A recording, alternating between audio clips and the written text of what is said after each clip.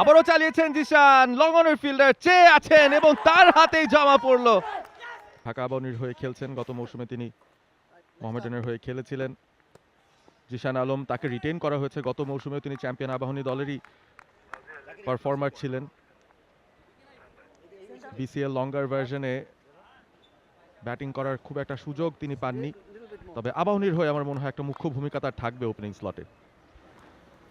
30 over match, 6 over power play এবং একজন bowler সর্বোচ্চ 6 ওভার করতে পারবেন এবং সেই সংখ্যাটা 5 জন। সৌম্য সরকার, জিসান, এই দুজন উদ্বোধনী ব্যাটার। ঢাকা লিওপার্ডস টসে জিতে প্রথমে ফিল্ডিং এর সিদ্ধান্ত।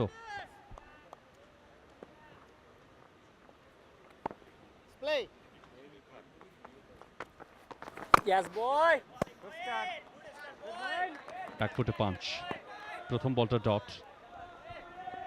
শুরুটাই করছে ঢাকা লেপার্ড স্পিন দিয়ে। মঈন খান, ডানহাতি অফ স্পিনার, শুরুটা করছেন। সকালের ম্যাচ হলে নিশ্চয়ই পেসারদের দেখতাম আমরা দুপ্রান্ত থেকে। এবারে চালিয়ে দিয়েছেন জিশান, লং অনে ফিল্ডার আছে, তাকেও পাত্তা দিলেন না। ডিফেন্ডিং চ্যাম্পিয়ন আবাহনী লিমিটেডের এবারের ডিপিএল এর প্রথম রানটাই আসলো একটা 6-এর মাধ্যমে। স্লটে পেয়েছেন, যেটা হওয়া উচিত সেটাই হয়েছে।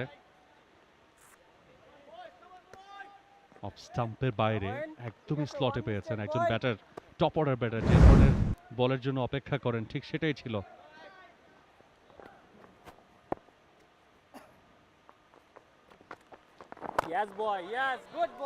Backward defense.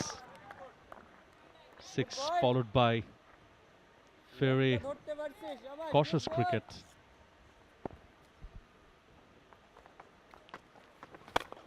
আবারও চালিয়েছেন জিশান, লং অনের ফিল্ডার চেয়ে আছেন এবং তার হাতেই জমা পড়লো। বিধ্বংসী হয়ে ওঠার আগেই আউট হয়ে প্যাভিলিয়নে ফিরতে হবে জিশান আলমকে। খেলেছিলেন টার্নের সঙ্গেই, আবারও ভাবছিলেন লং অনের ফিল্ডারকে পরাস্ত করবেন, তবে ভালো একটা ক্যাচ একেবারে বাউন্ডারি সীমানায়। মঈন খান প্রথম ধাক্কাটা নিয়ে আসলেন ঢাকা লেপার্ডসের জন্য।